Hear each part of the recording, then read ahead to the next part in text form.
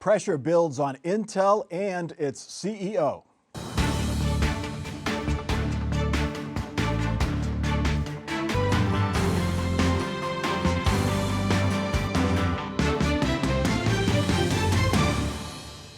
Welcome to Columbus on the Record. I'm Mike Thompson. Ohio politicians have been pretty much united in saying they still have faith in Intel, its CEO, and the factory project underway in New Albany. The one statewide Ohio politician who is going rogue is one who was not there for the groundbreaking at Intel's site 3 years ago. Senator Bernie Moreno this week joined President Trump in calling for Intel CEO Lip-Bu Tan to resign because of his business ties to the Chinese government. And Moreno says Intel should be investigated for fraud for how it's using government money for its factory projects. Intel responded by saying it remains deeply committed to advancing U.S. national security and economic security interests. Mike Gonidakis, you could argue, and in fact, Intel has argued, that it made bad business decisions over the past few years. But that's a long way from fraud. Is this too far? Well, look, according to Lieutenant Governor Jim Tressel, everything's fine. You know, he's quoted in the paper saying things look good to him, but I'm not sure they are. I think President Trump and Senator Moreno got it right that we should be questioning the leadership of Intel because it's a national security interest here. We have, look, 95% of all chips are made in Taiwan, Mike. Right now, if China invades Taiwan, we're shut down. Our fighter jets, our iPhones, our ability for our nuclear subs. It's a real issue. We have to get this plant built, not just for jobs and the tax issues and credits, but for national security. So I think it's important that Moreno and Trump called him out. Called the leadership of Intel out because this has to get done. It's supposed to be done in 2025. So firing the CEO right after he starts and having a new leader, is that going to help the factory get built? Well, maybe. Look, Reuters News did the reporting and said there's all these financial ties between the CEO of Intel and the Communist government of China and their military. So that should raise red flags for all of us as Americans in our country. So we need to peel back a few layers because of that situation. Will it fix it at the end of the day? I don't know, but it has to get built. We have to build chips in Ohio. Morgan, to do business in China, you have to do business with the Chinese government. So many companies are either owned by them or owned by the government or closely affiliated. Is there anything more to that other than he was just doing business in China, the CEO of Intel? I don't know exactly, but you're right, Mike, that at this point, I mean, look at all of the major big tech companies in the U.S., Apple being the most prominent, it's now been reported a whole book about how deeply invested they were in China over the U.S., something to look into. And I agree, let's look into Intel as well, not just because of these allegations of connections to the Chinese government, but also because we've used our taxpayer dollars to invest in Intel. But the best mechanism for Bernie Moreno to do that is not just ranting on X, it's to actually, I don't know, call a hearing. He's a senator in the U.S. Congress. And then you can call witnesses, and then we can have our exercising of government. And Bernie Moreno could choose to do that. Jesse, because Republican leaders, Mike DeWine being the leader, has basically said, you know, it's concerning, we're worried about the delays, but we still have faith that this project is going to happen. How do they view Bernie Moreno? Have you heard? Are they a little uncomfortable with him going rogue here? You know, the person I thought was going to be interesting to hear from was Senator John Husted, because he was the person who's really integral in bringing this deal to Ohio. And then he's also now a U.S. senator who needs to, you know, stay in favor with President Donald Trump and his colleague, Mr. Moreno. Yeah. He was saying things like, you know, this is very, very troubling. We need answers. So a little bit softer than what you saw from the other senator. And so I imagine that will be a tact that other people take as well. Yeah, here's his quote. "We must be confident Intel is serving our national interests at every level of leadership." Not exactly you should be fired.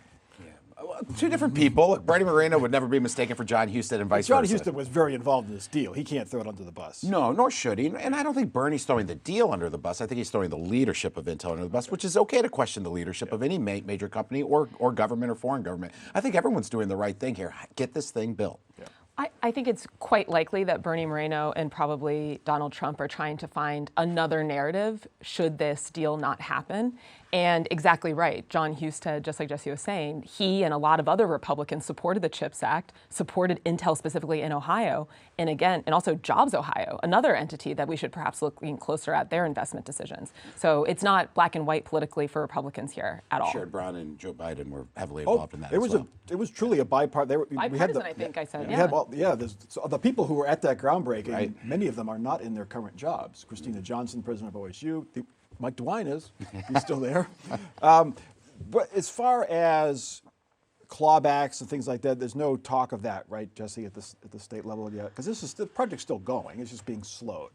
Yeah, and I think the way that the deal was made, that clawbacks are a little bit hard at this revenue at this point, and you can criticize that deal or critique it going forward for future deals, but I think because there is still some progress being made, it's hard for Ohio to get some of that money back. All right.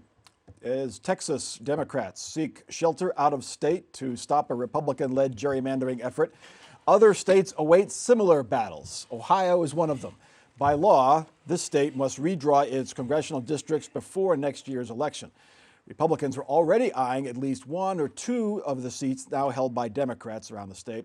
Now they could face more pressure from President Trump and Vice President J.D. Vance to draw maps that favor Republican candidates even more. It's part of an effort to help Republicans maintain their narrow majority in Congress.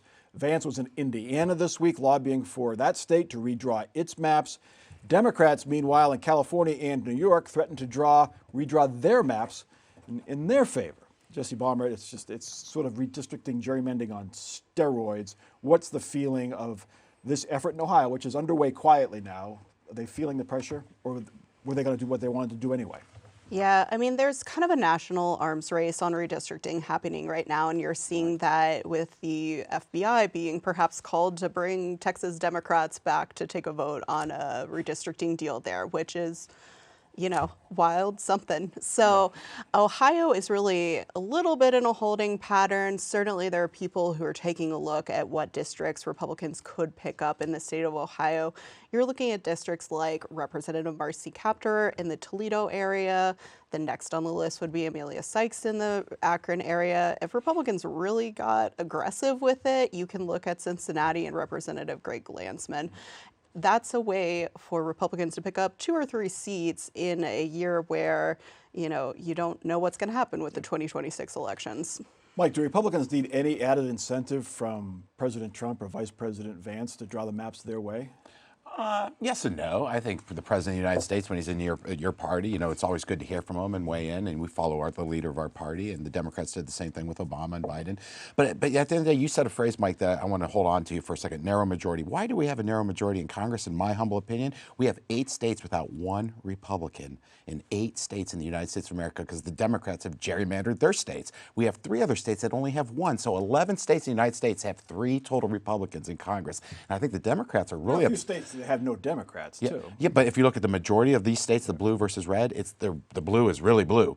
So if we really were going to be fair and fair maps, I don't think that it would be a narrow majority. I think the Republicans would have a greater majority in Congress with fair maps. Look, Marcy Kaptur survived twice. The Republicans took the pen twice in Ohio and tried to draw it different, and she survived 2 terms in a row. So, you can draw them how you want, but if you have a good candidate, you can overcome. I don't think there are quorum situations in Ohio. I don't know. I have to check state law. But what do Democrats do here, Morgan, to counter this when it comes?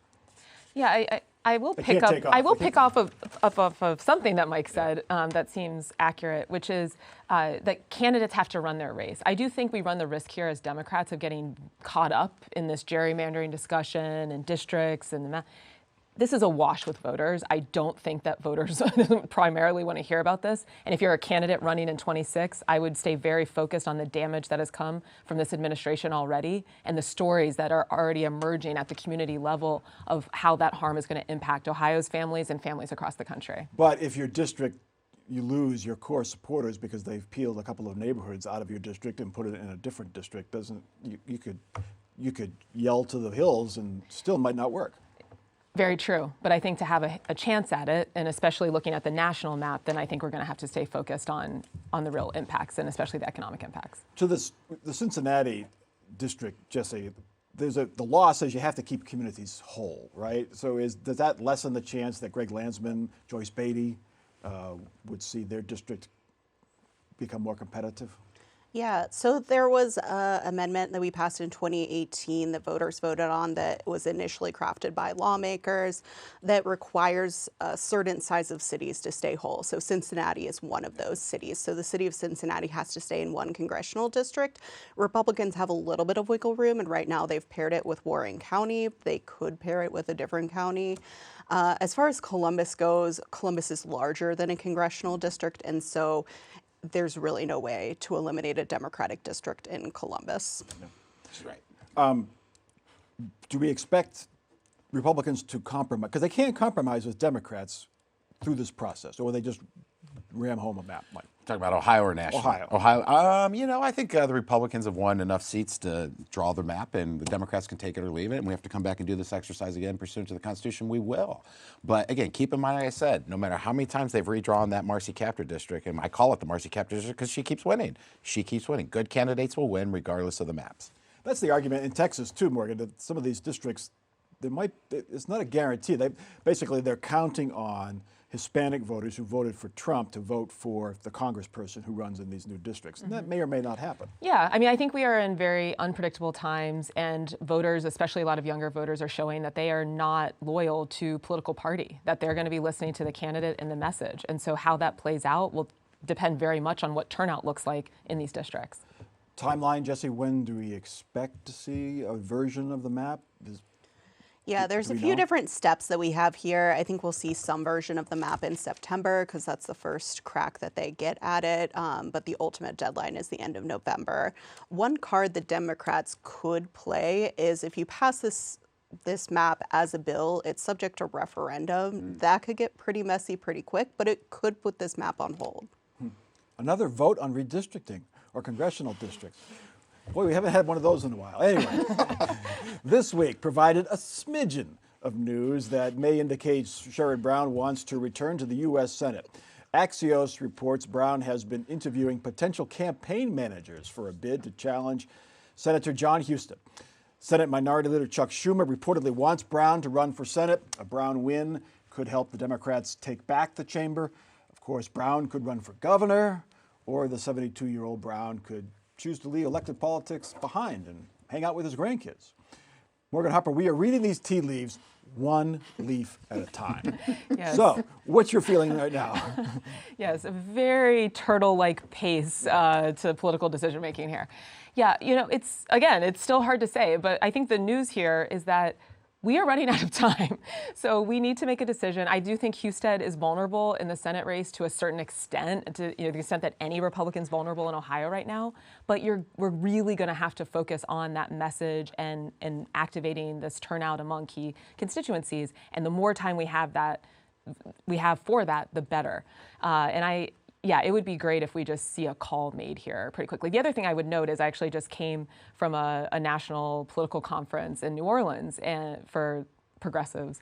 And one of the main takeaways from a lot of data, a lot of polling, is that the electorate is looking for outsiders, and that the electorate is not taking seriously a lot of the typical Democratic messaging around things like raising the minimum wage, negotiating Medicare prices, things that, yes, we all believe in, that, yes, would have positive impacts on people's lives, but they're not buying it. It's not persuading voters. What issues are persuading voters? Have they identified those?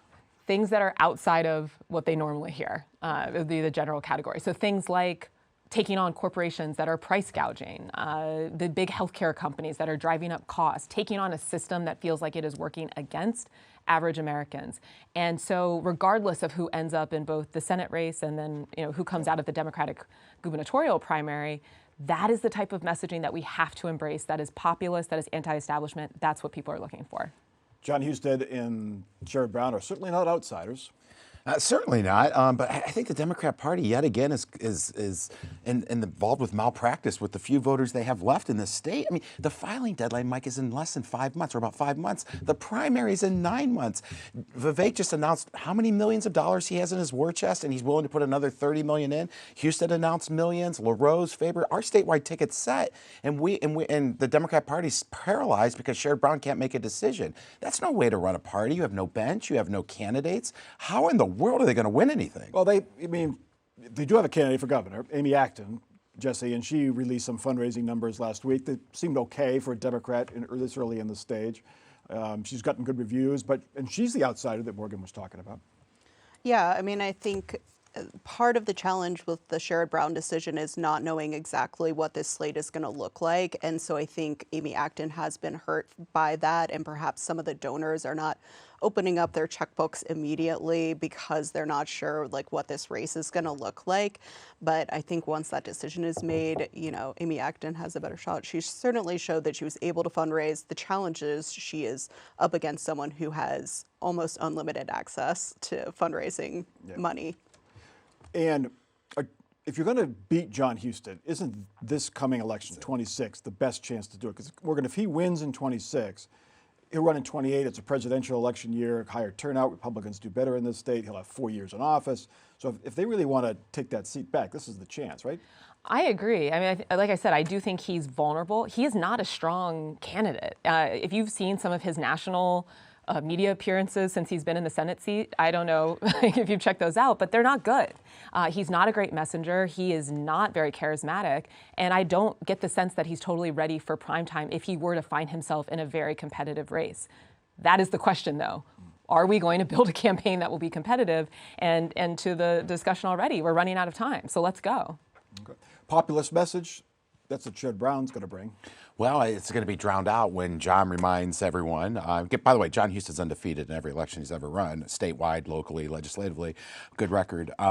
But at the end of the day, all John has to do is remind the voters what the 4 years of the Biden administration was like, and the open borders and things that Sherrod Brown, when he was in the majority in the Senate, what they didn't deliver for Ohio. So I think John's in a great position to win. But you're right. It's if the Democrats have a chance, it's now, not in 2028. Any talk of when the decision might come? Jesse, have you heard anything? Any speculation? We've heard summer, we heard fall. He said in the summer when somebody asked him back in the spring. Sherrod Brown did. Yeah, I mean, I'll keep looking at my tea leaves and let you know. All right. Last month, mobile phones captured a violent fight in downtown Cincinnati. It is horrible to watch, and it quickly went viral. That prompted politicians to call for tough on crime policies, judicial reforms. Leading the way was Vice President Vance, who called Columbus and other cities lawless. Vivek Ramaswamy held a town hall meeting in Cincinnati. The Republican candidate for governor called for tougher sentences, more mental health treatment, and more policing. But the rhetoric does not match the stats. Violent crime in Cincinnati is down slightly the past few years, and violent crime in Columbus is down significantly from a 2021 high. Mike Onidakis, what's the root of this debate? Is it rising crime stats, or is it a terrible video that went viral? All the above. I think it's all the above, Mike. The terrible video, that's hard to watch, as you said, number one. Number two, our inner cities are not safe. I'm not taking my family down to downtown Columbus or the Short North, my 13-year-old son. No way, not on a Friday night. We'll stay in the community for which we live in. It's safer. But at the end of the day, can we really trust the stats? Look, Washington, D.C. just fired their police commander for cooking the books, dropping felony assaults down to minor misdemeanors. And it got caught. It was in the news today. Just looking at the murder rate, and those you can't hide that. You're either dead or you're not. Dead or you're not. But in Columbus, it's down, I think, 29% from last year. Robberies are not, in my opinion, the stats I've seen, and other violent crimes are not. Thankfully, murders are down. I think we can all agree on that. That's a good thing. But at the end of the day, why are we building a fifth high school in Olentangy? Follow me here. Because that's where everyone's moving, to safe communities in Central Ohio. They're not moving to downtown Columbus, Short North, or other parts of Columbus that's not safe. So if we just put safety first, leave the politics out, we can make Columbus safe again. Morgan. Well, as a downtown resident, I will just say I've never had any safety problems. So I appreciate the communities that surround Ohio or surround Columbus, and I also think that downtown is such a community that offers a really great life and opportunity for people to build their families. I do think data matters. It's not clear that all of the Republicans do. We just have to look at the president's reaction to the bad jobs data, and then he fires the person in charge of those statistics. So I don't see that same commitment to the data. But you are right, Mike, that the data shows in Columbus, in Franklin County, in all major cities across America, crime stats are down. This is clearly a Republican talking point that makes it easy for them to distract from a lot of other things that they don't want to be discussing. Now, the critique I will offer here, though, of my own party is, and one that is relevant for our prior discussion with these statewide elections. Vivek hosted a town hall. Why? Because this is a talking point that works for them. And it also, he's willing to put in the work to do that. Now, unfortunately, we heard from the Cincinnati mayor that he was out of town when this was all, he left town right after it happened. I don't think that we are going to win this by just depending on the people to look at stats and think that that's enough. We have to be very aggressive about spreading the message of reality that is rooted in facts. Jesse, the video is horrible, and that's really what's generating a lot of the interest. In Cincinnati, there have been political consequences. Pervell being criticized for leaving town and things like that.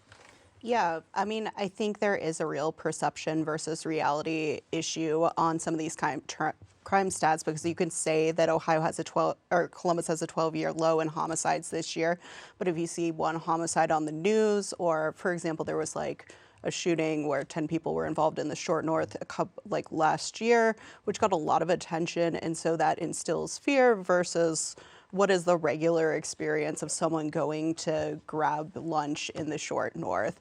In Cincinnati, violent crime is up in over the Rhine and downtown, but like down in the city overall. And so all of this matters, but also like how you feel taking yourself out to dinner also matters, and that is informed by politics and politicians. Yeah, it's tough on crime has always been a big campaign message, and Republicans have used it to their advantage in the past. Anyway, we end this week on a sad note. Community activist and longtime panelist on this show, and our dear friend, Sam Gresham, died this week. Sam had a long career, first in television, then community activism. He led the Columbus Urban League for 20 years, then he chaired the Ohio Common Cause. He spent his life working for economic and social justice for all. I'll remember him as a fierce progressive activist, not bound by Democratic Party talking points. We will all greatly miss him, his passion for his community, his insight, and his laugh. Peace to his family. That is Columbus on the Record for this week. Continue the conversation on Facebook. Watch us anytime at our website, wosu.org/COTR. We're also on YouTube and the PBS app. For our crew and our panel, I'm Mike Thompson. Have a good week.